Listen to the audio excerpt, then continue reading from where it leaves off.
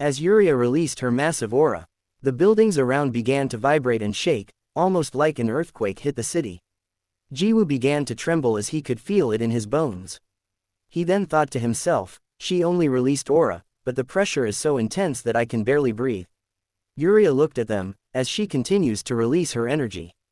Theon then said, Yuri merely released her aura, and he can't even stand properly. Jiwoo couldn't reply to what she said, it's because she was definitely right. Jiyoung then stretched forth her hands and dispersed the oppressing aura surrounding them. Jiyoung then told Jiwoo, I would have for now, run away. Jiwoo replied, what? That's impossible, what are you saying? Jiyoung then said, Yuria has been a top 50 awakener for a long time. I cannot protect you while I fight her. Jiwoo was filled with despair in that very moment. He thought to himself, I'm getting in the way. Yuria then began to gather her power, and this time, she released an attack directed straight to Jiyoung and Jiwoo. Jiyoung also reacted quickly and used her ability to scatter the attack, even destroying the building where Theon and Yuria were standing upon. As all the buildings in the surroundings began to be destroyed, Jiyoung then shouted to Jiwoo, now hurry and escape. Jiwoo then said, but how? Jiwoo was scared, he didn't know what to do. At that moment, she grabbed Jiwoo and then used her ability to throw him far away. As Jiwoo flew away from the battlefield, Jiyoung just smiled at him. In that moment, an attack surrounded Jiyoung. There was dust everywhere caused from Yuria's attack. At that moment, a shadow of Jiyoung appeared in the dust. Jiyoung burst out of it and went straight for Yuria, releasing an attack. Yuria responded equally by using an attack of her own. As the attack collided, it caused a massive explosion.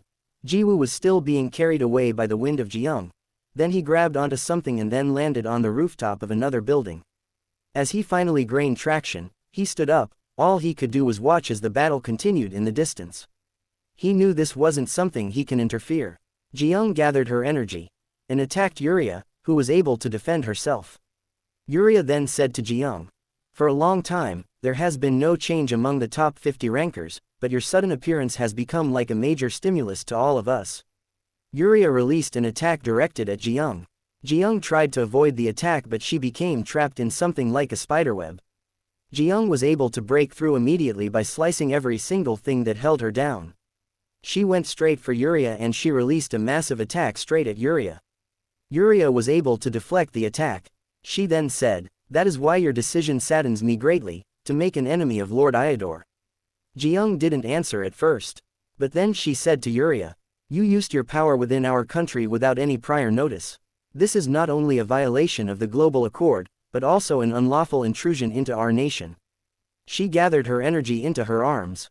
She then released a fully charged massive attack. Even Yuria would feel that this was nothing like the other attack.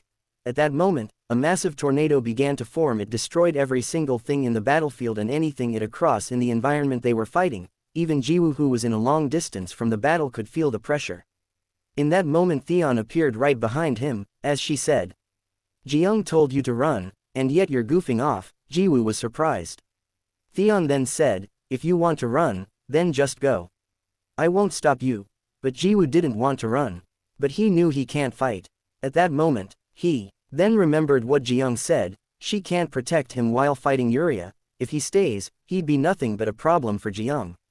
Theon then said, I said, it's fine, if you want to run, I won't attack. But the world will hear that Kaiden's disciple issued a challenge first, then ran away. Jiwoo was filled with despair as he heard this. Theon then continued as she said, Kaiden is someone who defeated countless foes stronger than himself for so long, and yet his disciple tucked his tail and fled after initiating the challenge. Because of someone Kaiden break honor will be dragged down through the mud. At that moment, Jiwoo began to contemplate in his mind what he was going to do. Theon continues, as she said, and after you run, I plan to attack that woman together with Yuria. She can't beat Yuria even alone, and with my help, it will be easy to get rid of her. At this moment, Jiwoo has already finished contemplating on what he was gonna do. He then said, thank you to Theon, who seemed surprised by this. He said, for letting me choose not to run. Theon then asked, what are you doing at that moment? But Jiwoo had already made up his mind that no matter what, things are moving in the direction he doesn't want. In that case, there's only one choice, and that is to fight back. He then stood ready as he brought out his fist and faced Theon, let's begin. She looks at him, As she said, how arrogant. Back at Iodor's castle, Jairus then asked, Iodor, is it true that your disciple Theon went to kill Caden's disciple? Iodor then replied, why bring that up? All of a sudden. Jairus replied immediately, don't answer my question with a question. Respond now. The servants behind Iodor then said, yes. A moment ago, Lady Theon left with Yuria to accept Caden's disciple challenge. Iodor then says, stirring up pointless trouble, I see. Jairus then said, Iodor, bring that girl, here, immediately. Iodor replied, why? Iodor then said, it may be pointless, but Caden's disciple issued the challenge, and she merely accepted it. I see no reason for me to intervene. Jairus immediately told him to shut up. They were both shocked by this. She then said, you really think Caden is the type to just shrug something off like this? If his disciple dies, you think he'll say, well, he issued the challenge, so it can't be helped, and just let it go. And on top of that, Caden has been living with Cartine and Pluto, and information indicates that they treats the boy as practically their own disciple. This information surprised both Iodor and his servant. Jairus then continued as she shouted. You know, Caden is already a headache, so why is your disciple knowing all that, making the situation even more worse by stirring this up even further? At this moment, Iodor began to understand the exact situation that he was in.